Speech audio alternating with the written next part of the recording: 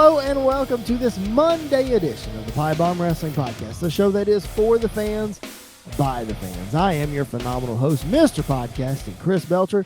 You can follow me at Chris Belcher24 on Facebook, Twitter, and Instagram.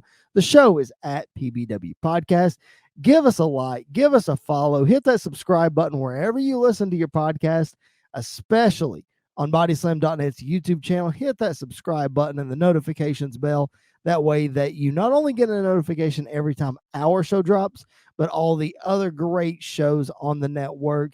Once they get a show dropped, you'll get a notification there as well. Show them your support. I know they would greatly appreciate it. Once again, my name is Chris Belcher. Welcome to Old School 101 here on the PipeBomb Wrestling Podcast. Now, normally, Mr. Andy York, the Young Buck, hosts the Old School 101 edition of the PipeBomb Wrestling Podcast, but we couldn't get our schedule straight this week. Andy had some personal obligations, as do I. So we couldn't get our schedule straight. So guess what? Your boy, Mr. Podcasting, is going to try to live up to his name because he's flying solo on tonight's episode. So bear with me. Might have some water breaks. Might have some hiccups, some whatever. But I'm right here. We're going to power through this episode because, as I promised you guys this past week on the Wednesday edition of the show, we are going to celebrate 25 years of the most electrifying man in sports entertainment. That's right. The Rock made his WWF debut 25 years ago. So we're going to dive straight into that topic. Before we get into the wrestling career, though, of course, like I said, Survivor Series 1996 was the debut of The Rock. Before we get into his wrestling career, obviously, for those of you who might not know, he is the son of Rocky Johnson. He is the grandson of High Chief Peter Maivia. So that's how he got his name when he debuted, Rocky Maivia. He took it one and the other. So there's famous pictures of him floating around online with Andre the Giant and some other wrestlers backstage when he was just a wee little tyke. So some of you might be familiar with some of those pictures, but so that was The Rock is a third generation superstar. I think, if I'm not mistaken, I think they billed him as the first third generation superstar. So that's a little background on Rock. Before he actually got into the wrestling business, though, he was a fantastic football player. Played for the Miami Hurricanes. He was a national champion there, was a great defensive lineman. But of course, like a lot of promising athletes, the injury bug bit him. I think he played in the Canadian Football League for a little while, and it just wasn't working out for him. Boy, I sound like Jim Ross, given the football sports background, all this kind of stuff. But football didn't work out for The Rock, so naturally he gravitated towards the wrestling ring. So he was trained by all the greats, Dr. Tom Pritchard. The list goes on and on and on, because Rock was a third-generation superstar, and they wanted to make sure this guy was groomed correctly and that he was brought up in the wrestling business correctly, and that, he was given the most tools to succeed, and succeed did he ever. Before we get to his debut and kind of what we thought and those kind of things, ever since then, Rock retired from full-time competition in 2003. He's done obviously some sporadic appearances and some runs after that, but full-time competition in 2003. So a lot of people don't realize that The Rock was only a full-time competitor for 7 years. 7 years. So that's crazy to me. In doing my research for this, I was like, wow, I knew it was short, but man, I didn't realize it was that short. Anyway, but he retired to go do movies. I think his first big movie appearance was The Mummy Returns. He did a spinoff of that in his first leading role in The Scorpion King. I remember that movie very, very vividly, and had a great soundtrack as well. But so Rock made a transition into full-time acting, and he did some lower budget leading roles to begin with, as most lead actors do. I remember specifically going to the theaters and watching The Rundown with Sean William Scott. It was a hilarious movie. It's about, he goes into this jungle and Sean William Scott's a treasure hunter, and it's pretty crazy. I recommend it. And then I remember the remake of Walking Tall. Rock was extremely good in that movie. And then he would go on to do a plethora of other things. And eventually, Rock gets to the point where he is one of the highest paid, highest grossing actors in the world. Of course, here recently, he's done the remake of Jumanji and the sequel. And just, I think he did a movie called Skyscraper that was really big recently. He did Doom. Just so many movies. The Fast and Furious series, all this, man, it's just crazy. Hobbs and Shaw, the spinoff of Fast and Furious. I'm not a big Fast and Furious guy, if I'm being honest. So I really am diving into uncharted territories as far as what I'm talking about here. But needless to say, The Rock has been, when they say highest grossing, highest paid act, one of the highest of all time, I mean, he's got the catalog to back it up.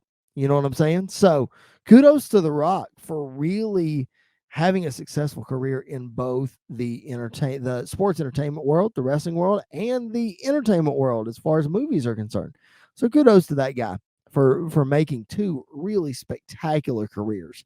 I mean, it's incredible to know that he was dominating the wrestling world so much, and then he's been in all these great movies. He's been named Man of the Century by Muscle and Fitness. He's got a star on the Hollywood Walk of Fame, and Time Magazine named him twice. They named him one of the 100 most influential people in the world. Holy cow. The dude's got his own, I think, tequila line. He's got his own energy drink line. Of course, he's got his Under Armour clothing line. Shout out to Rosario Grillo if he's watching. Rock, come on, give that boy a sponsorship. Come on. But anyway, all that to say, like, I'm setting the groundwork for people to realize that I'm sure there are wrestling fans out there who are listening to this that want to hear about The Rock and what we think about his 25 years. There might be some casual fans who are dropping in on this conversation that don't know a lot about The Rock's wrestling career. We are getting to a point, ladies and gentlemen, where there are a lot of fans that do not know Dwayne Johnson as the people's champ, as The Rock, as the most electrifying athlete in all of sports entertainment. People don't know him as that anymore. And that's crazy to me. That is just crazy to me. Wow, my goodness. So that being said, what a career post wrestling that The Rock has had. Maybe one of the best ever. I know John Cena's kind of on his way to doing something very, very similar. This is really bugging me, y'all. Let me scoot this over here. I got this cage thing that if you're watching, of course you're watching on Body Slam. This is exclusive. No, it's not exclusive to Body Slam. I'm getting flustered, ladies and gentlemen. If you're watching on BodySlam.net's YouTube channel, you'll notice that this little cage thing that holds my microphone is like right in my eyes, or it's right in my line of sight. Anyway, so let's move that around a little bit. Swig of L8 for the working man. Shout out to all my Kentucky boys. It's good stuff. If you people don't know what L8 is, go to your local Cracker Barrel or Kroger. They might be able to snag it for you. It's good stuff. Anyway, I digress. Let's go to The Rock in his wrestling career, ladies and gentlemen. Like I mentioned, Survivor Series 1996, he debuted as a member of the Babyface tag team, I believe. I don't think they did. I think 95 was the only year they did the mix up where they did faces and heels on the same team. But anyway, pretty sure he was the sole survivor of his team. He defeated guys like, I think on the other side was Jerry Lawler, Hunter Hearst Helmsley, Goldust. I don't remember who was on the other side, but anyway, Rock was the sole survivor. And I remember my first memory, I obviously remember Rock because, like most people my age in 1996, so Survivor Series 96, I was 7 years old, about to turn 8. So as a young fan back in those days, I was conditioned to liking the baby faces. That's what they wanted me to do. So that's what I did. So I was a fan of Rocky. Obviously, I wanted him to do well. Thought he had, great talent, great look for, what I could remember as a 7-year-old. He just looked like a big jacked up dude, and he was, the crowd was sort of behind him. You could tell he was supposed to be a baby face. So, I was a fan. obviously. And Rock goes through his career. He wins his first Intercontinental title, I think, from Triple H, Hunter Hearst Helmsley. And then he goes on his first WrestleMania appearance is at WrestleMania 13, and I believe he defeats the Sultan, which is Rikishi under a mask. I think he defeated the Sultan for the as retaining the Intercontinental title. I'm pretty sure it was like a DQ. Rocky Johnson showed up, yada yada, whatever. Anyway, so that was his first WrestleMania appearance, and then Rocky turns heel because he's getting booed, and we get one of my favorite feuds of the career of The Rock. He joins the Nation of Domination in 1997 for the Intercontinental Championship. He feuds with Stone Cold Steve Austin. Now, let's give you context for Stone Cold Steve Austin in 1997. So, in Austin debuts the end of 95, beginning of 96, I'm pretty sure, as the ringmaster. And he slowly transitions into Stone Cold Steve Austin. He has his breakout moment at the same Survivor Series as Rocky debuted. Austin has his breakout match against Bret the Hitman Hart. So Austin really becomes a superstar then. Austin technically wins the 97 Royal Rumble with some controversy and all that jazz. Leads to him and Bret Hart again at WrestleMania 13. Again, the same event I just mentioned that Rock wrestled the Sultan. Austin wrestled Bret in the infamous I Quit match. A lot of people, including Conrad Thompson, shout out to the Pod Father. A lot of people hold that as the best WrestleMania match of all time. I think it's certainly in the top 5, don't get me wrong, but it's not my favorite. Having said that, though, it was, if the first Bret Hart match put Austin on the map, then this Bret Hart match at WrestleMania 13 really put Austin into the stratosphere. You had the infamous double turn that night. Austin becomes a made man. But anyway, that's beside the point. So that sets up Austin for his big run in 1997, his rise to stardom. Of course, we know he breaks his neck in the middle of 97. And then, which I think actually starts this feud with Rocky, if I'm not mistaken. But anyway, so we know Austin wins the championship at WrestleMania 14. He becomes the guy. So this feud is huge for Austin and Rock because they're like the next two guys. Used to back in the day when there was long-term storytelling in the WWE, they would put the last two guys in the Rumble that they thought were going to be like the next two big guys. So the 1998 Royal Rumble that Austin wins, the last two guys in there are Austin and Rock. So that's leading into WrestleMania 14. Rock's still the Intercontinental Champion. He wrestles Ken Shamrock at that WrestleMania, and Austin wins the world title. So if those are the two guys that you're going to strap the rocket to over the next year, well, they followed that model because WrestleMania 15, Austin and Rock main event for the WWE Championship, WWF at the time, 1999. I can't skip over the fact, though, that match was for the WWE Championship. Austin was not the champion. The Rock was the champion because The Rock won his first championship on the way to WrestleMania. He won it at the Deadly Game Survivor Series 1998 in a tournament. The title was vacant. I don't remember exactly how it became vacant. I'm sure it had something to do with Austin and McMahon, and I think there was some issue with The Undertaker and Kane. I don't exactly remember. Send your hate tweets to @ChrisBelcher24. I'll flash it up on the screen for you, for those of you who want to educate me, because I don't remember. But anyway, beside the point, Rock wins his first championship, and he turns heel. He becomes the corporate champion. He aligns himself with Vince and Shane, the corporation, and all that kind of stuff. And it really begins. It's amazing that you have this. Of course, this feud with Stone Cold runs through The Rock's entire career. We're going to see him and Austin main event WrestleMania 17 and WrestleMania 19, which happened to be Austin's final match in WWE. But that being said, the rise of The Rock and Steve Austin happened at the same time. As I just mentioned, Austin gets so big, but you have to credit Austin for making Rock as big as he is. Rock wouldn't be where he is without that foil that is Stone Cold Steve Austin. So while that feud is on the rise, The Rock starts another feud with Mankind. So Mankind, that's who he beat in the Survivor Series tournament in 1998 to win the championship. And then fast forward a month or two, you've got the halftime heat match, the empty arena street fight where Mankind wins the championship from The Rock, and then the infamous Royal Rumble street fight I Quit match where Foley says he'll never say the words I quit, and then they record it, and then they end up playing it over the loudspeakers, and Rock technically wins.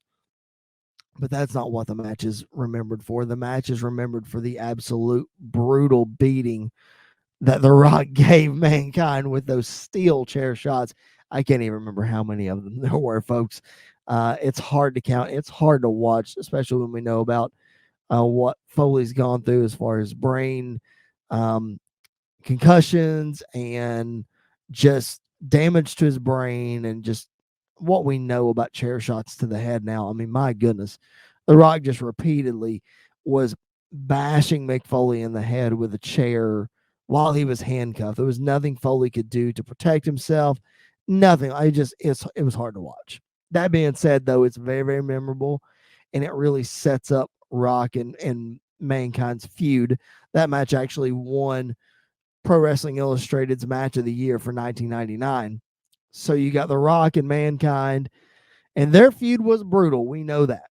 Those couple of matches were absolutely brutal. But, what they always say, good friends, better enemies. I don't know about that because I personally like the Rock and Sock connection better than having these guys as enemies. So that's exactly right. The Rock and Mick Foley, Mankind, they were a tag team. And they may be, I'll get it out in a minute, folks. I'm sorry. They may be better known as a tag team than they are opponents. So you have the This Is Your Life segment that was the highest rated segment in Raw history. They won the tag team titles a couple of times. They even reunited at WrestleMania 20 when they faced Evolution. So the Rock and Sock connection just goes on. I mean, I think WWE, Mattel, and WWE just made an elite 2-pack of wrestling figures of the Rock and Sock connection. So, I mean, it's fantastic. I mean, you look at guys like Shawn and Diesel, I think of, that were good friends, better enemies. Obviously, that's where that tagline came from, that 1996 In Your House.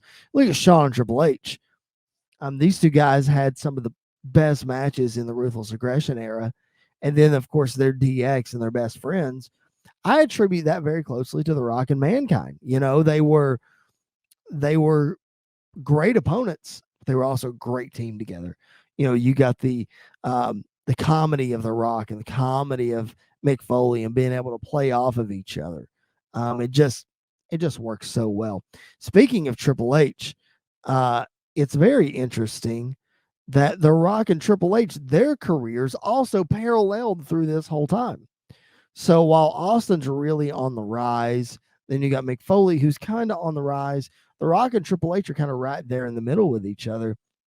1998, while in between The Rock being one of the last two guys in the Royal Rumble, and then fast forward to November winning the championship, like I said, he's still the Intercontinental Champion through that time. Well, his biggest feud through that time was with Triple H and with D-Generation X, because The Rock had kicked Farouk out of the Nation of Domination. The Rock was now the leader. He had Kama, he had D'Lo, he had Mark Henry, and they had Owen Hart.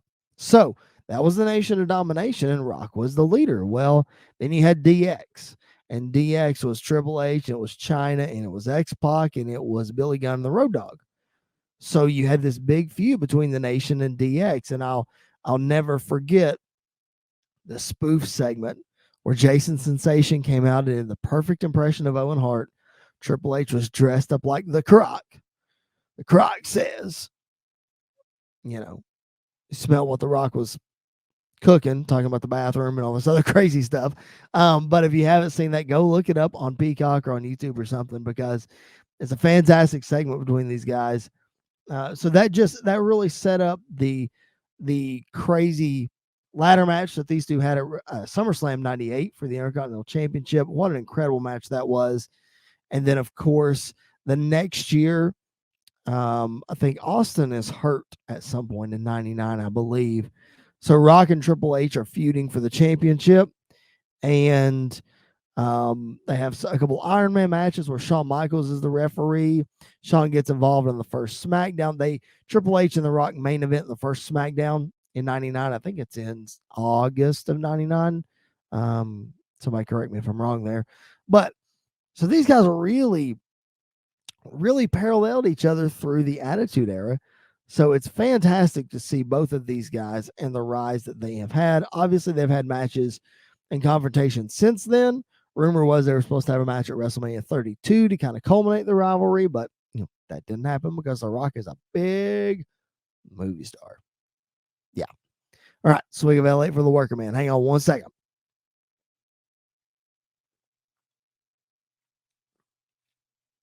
For those of you who are watching on bodyslam.net YouTube channel, you're really getting a peek behind the curtain of what it takes to do a show by myself.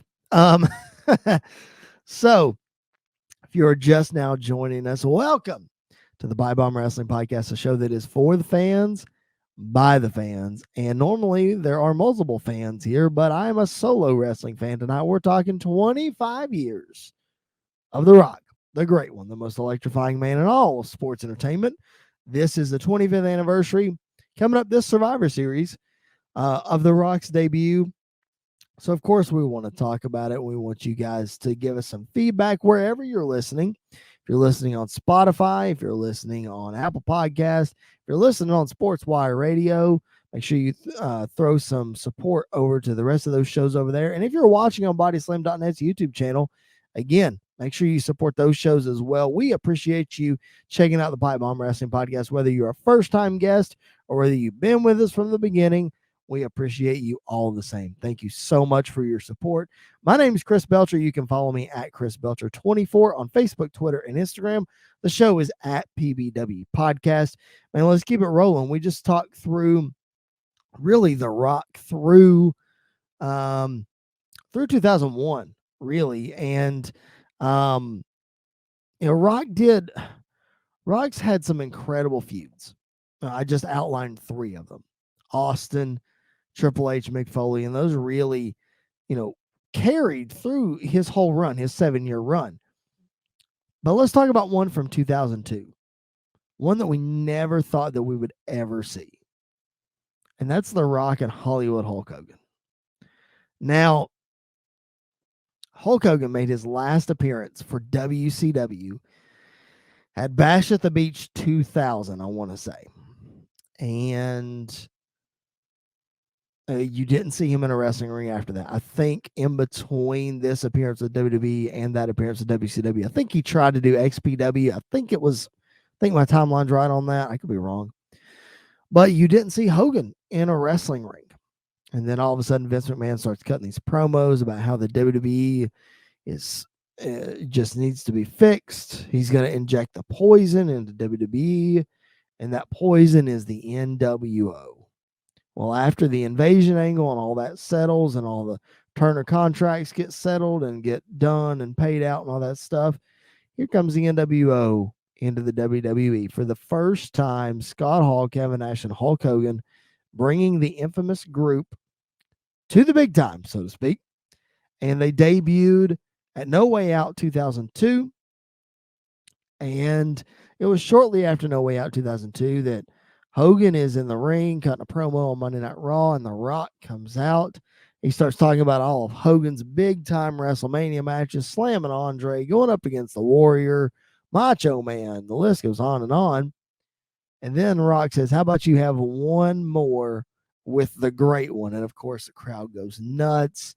I remember watching that live and just getting goosebumps, as everybody in the crowd did, like this match was actually going to happen. And it did. WrestleMania 18 at Toronto Skydome, same site that Hogan dropped the title to the Ultimate Warrior at WrestleMania 6. Pro Wrestling Illustrated's match of the year in 2002. Truly one of the biggest matches in wrestling history, not just WWE. I mean, it's wrestling history. You talk about a true clash of icons. I mean, guys that have taken this business and just turned it on its head just by their skills, the way they relate to the crowd, the way they are on the microphone, their mainstream appeal, because Rock already had mainstream appeal at this point. And we know Hogan did all of his movies, and not too many people know what wrestling is that don't know who Hulk Hogan is. You know what I mean? Or let me rephrase that. People know who Hulk Hogan is without knowing wrestling. That's in 2002, that was the case. So you got just an absolute dream match for these guys. And I mentioned him earlier, Stone Cold Steve Austin. That was one of the guys that got kind of left out in the dark in this.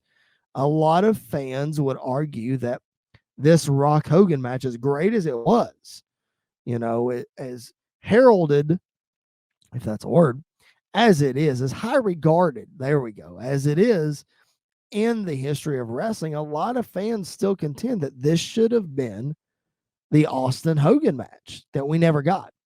You talk about a clash of eras, clash of icons, arguably the two biggest wrestling superstars in the history of the business.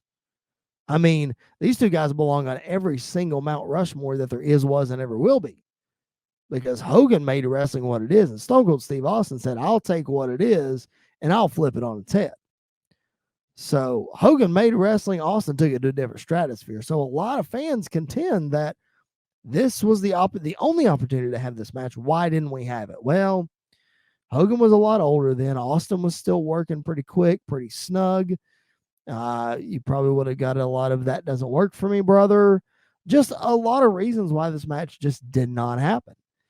And looking back on it, it's probably left better to the imagination that it didn't happen. A lot of people say that about Undertaker and Sting, that it's better left to the imagination that match actually didn't happen. I don't know if I agree with that one, but I think I do agree with Austin and Hogan. I mean, it just the way it worked out, I think it was fine, especially the result that we got with Rock and Hogan. I mean, my goodness.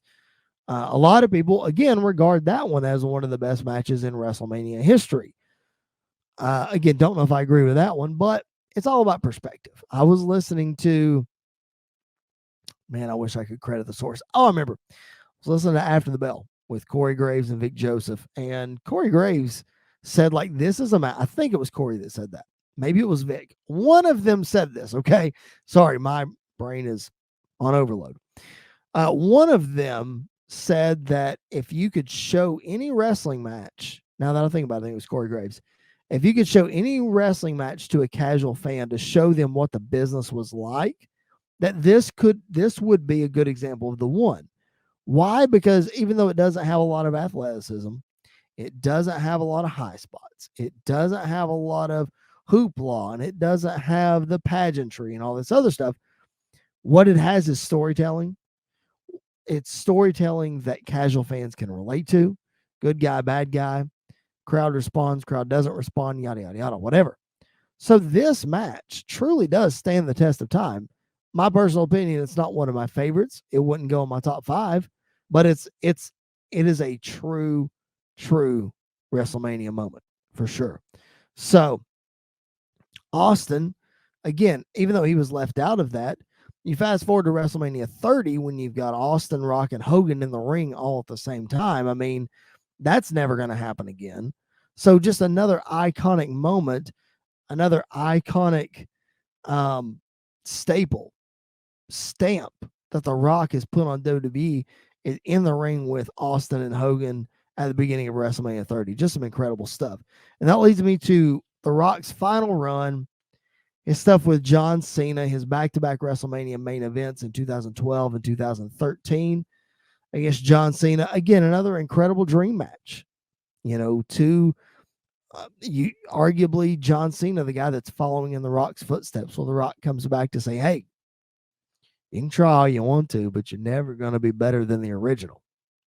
So Rock takes the first one at 28, and then the second one seems to be is won by John Cena, wins the WWE Championship in that match. Rock wins the WWE title from CM Punk on the way to WrestleMania 29. And It's interesting that Punk was kind of left out of that WrestleMania main event. I don't know if that's something he would have wanted to do. If you go back in our archives and you listen to the biggest what ifs in wrestling, I don't remember which part it is, so that escapes me. But my co-host, Mr. Andy York, posed that question. He said, what if Punk was added to that match? What would that have looked like? So go back and check that out. Maybe we'll bring that back up for the Body Slam YouTubers here pretty soon, so you can get the video version of that. But nonetheless, two back-to-back main events with John Cena late in his career. Technically not his last match. Technically, he wrestled Eric Rowan in a 7-second match at WrestleMania 32, but whatever. Don't count that. So his last full-length match was against John Cena at WrestleMania 29, and he gets injured in the match, puts over John Cena. John Cena wins the belt. Rock rides off in the sunset. Everybody goes home happy. Whatever. But Rock being champion, that was his 10th title reign. He's been world champion. I'm counting WCW titles as well. He's been world champion 10 times, Intercontinental champion twice, tag team champion 3 times. He did all that. Well, one championship was outside of this, but all those other championships he did in 7 years. 7 years. It's unbelievable that it was just so short. So obviously, with him only being in the game for 7 years, we missed out on some matches of The Rock that we would like to see. Obviously, as a Shawn Michaels fan, I'd love to see Shawn Michaels and The Rock go at it. But, I think there was some backstage politics that prevented that from happening when it could have happened. Whatever. It's beside the point. An in his prime Shawn Michaels versus an in his prime The Rock, it doesn't get much better than that, obviously. Obviously, an in his prime Ric Flair and The Rock. Just imagine the wars on the mic that those two would have. And talk about wars on the mic. I mean, Chris Jericho. The Rock feuded with Jericho for a little bit. He did some stuff with Jericho. He was part of Jericho's debut, obviously. But Jericho has just come into his own since The Rock left. Just think, The Rock left in 2003. In 2003, Rock's WrestleMania 19 match was against Stone Cold Steve Austin. That was Jericho's match against Shawn Michaels. That match really set the tone for Jericho, aside from winning the Undisputed title, really set the tone for Jericho's WWE career. We've had the List Jericho since then. We've had the Alpha Chris Jericho since then. We've had Le Champion, if you're an AEW fan, since then. We've just had Jericho come into his element and really be comfortable and know exactly what he is doing. So imagine that kind of guy against The Rock. I mean, just those two guys would tear down the house. I think another guy to think about when you talk about guys on the mic and going to war, and one of the most underrated guys in the WWE right now is The Miz. I know Rock and Miz had a little bit of a run in there at WrestleMania 27 when Miz was champion and Rock was setting up his stuff with John Cena or whatever, but Rock and Miz, man, both those guys in their prime, just what a crazy match that would be. My goodness. As we get ready I want to get ready to wrap up this episode. I think we've talked a lot. We've done a really good job of really looking back on some of the highlights of Rock's career. Obviously, there's some low stuff. Rock had some injuries, not too many though. Most of the time that he took off was, to do movies and stuff like that. And a lot of people are mad about that. A lot of people, of course, now maybe they like Rock's movies and are a little okay with it. But I know at the time, Rock got some heat with some guys backstage for going and doing some movies and coming back and going to do some movies and coming back and that kind of thing. Rock did put over Brock Lesnar at SummerSlam 2002, really on his way out. I think he went out to do Scorpion King at that point. He got booed that night. So a lot of people weren't happy, about sellout Rock. And then he comes back and he's Hollywood Rock and he kind of embraces it. Of course, we get the Rock concerts, which are some of my favorite moments. But all that to say, Rock is, I talked about mic skills with Ric Flair and those guys. I mean, Rock is truly one of the best mic guys in the business. One of the best promos that the business has ever seen. Babyface or heel, he commands a crowd like nobody's business. So all that to say, I went through his championships. I went through some of his best rivalries. I just told you he's probably the best mic, the best stick man in all of the business. So I know if I had some guys with me, this would create a huge rabbit hole for us to go down. But I have to lay this out because if we're doing a 25-year anniversary of one of the greatest of all time, then we have to pose that question. Is The Rock truly one of the greatest of all time? Does The Rock belong on the Mount Rushmore of professional wrestling? I know that's a loaded question, and I know that's an opinion-based question, but guess what? This is the PipeBomb Wrestling Podcast. This is for the fans, by the fans. This is mine and my co-host's platform to share our opinions. So guess what? I'm about to share my opinion about The Rock and Mount Rushmore. I'll take a swig of L8 for the working man before I do that. Honestly, The Rock, to me, is right on the cusp of Mount Rushmore. I would put him just outside of my Mount Rushmore. And some days I would go back and forth. Maybe I would put him on the first four of Mount Rushmore, but today I don't have him there. As great as I've talked about him, and as fondly as I look back on a lot of his promos and a lot of his most hilarious moments and great moments in the ring and all these things, he falls just short for me. Because if I had to put four guys on Mount Rushmore right now, I would put the two guys that I mentioned earlier, Hulk Hogan and Stone Cold Steve Austin. They have to be on there to me. The other two guys I would put on Mount Rushmore is Shawn Michaels, greatest wrestler of all time, and The Undertaker. That would be my four. My second four, if I had to give you a second Mount Rushmore, The Rock obviously would be right there. Ric Flair, John Cena, and Chris Jericho. That would be my second four. Now, I told you that I would, some days The Rock might end up at the first four. If I had to take somebody off the first four, it would be The Undertaker. So Rock and Undertaker kind of go back and forth to me. But I think Rock is, and I don't think it's length of the career that makes him fall short. I don't think it's body of work by any means. It's not entertainment value. It's not mainstream appeal outside of the business. It's not any of that. It's just, I don't know. Rock sits just outside for me of the top four. But that being said, that's nothing to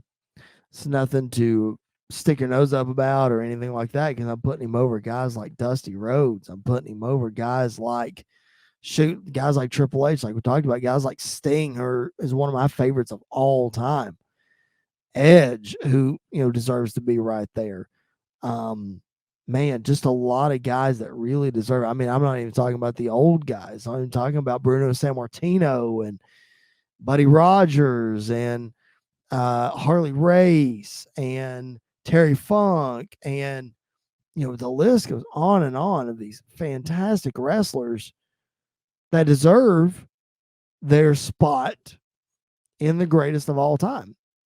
So I'm still putting Rock ahead of all of those guys. He's just right under the top four for me. But that's nothing to shake a fist at, because 25 years of a career is still an incredible accomplishment. What a legacy The Rock has left in the wrestling business. It's such a legacy that he can literally come back anytime he wants to, and the people are just going to eat it up. I mean, there's rumors that he's going to be facing Roman Reigns either at WrestleMania 38 or 39. I personally, for personal reasons, would like it to be at WrestleMania 38. But I've never seen The Rock in person, and I would like to change that. But that being said, 25 years of The Rock, man. Send your tweets to @ChrisBelcher24 or send your tweets to @PBW Podcast. We'd love to get your interaction, your feedback, and your comments on this episode. What do you think? Does The Rock belong in the Mount Rushmore of professional wrestling? Give me some whys and why nots. What's your favorite Rock match of all time? Who's your favorite Rock opponent of all time? give us some comments, give us some feedback. We'd love to hear from you. And I know the guys at bodyslam.net would love to hear from you as well. Make sure you hit that subscribe button and the notification bell on their YouTube channel.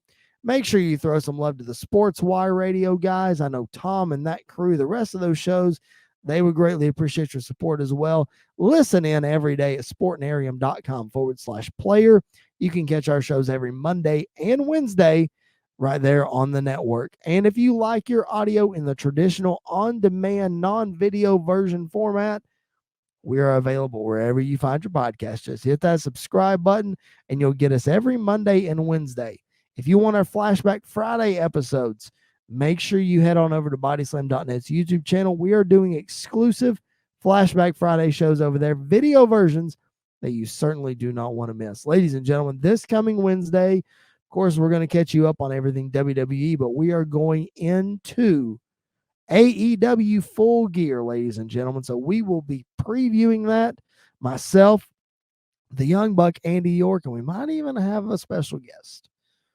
More on that later. But AEW Full Gear is coming up, so we will be previewing that on this Wednesday's episode, so do not miss it. Ladies and gentlemen, thank you for sitting through, I think, 35, 40 plus minutes of just me rambling on about The Rock. I know he's the most electrifying man in sports entertainment.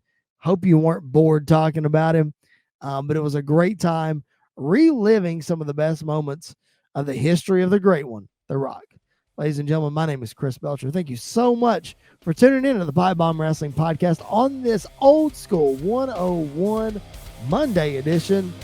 We'll catch you guys down the road.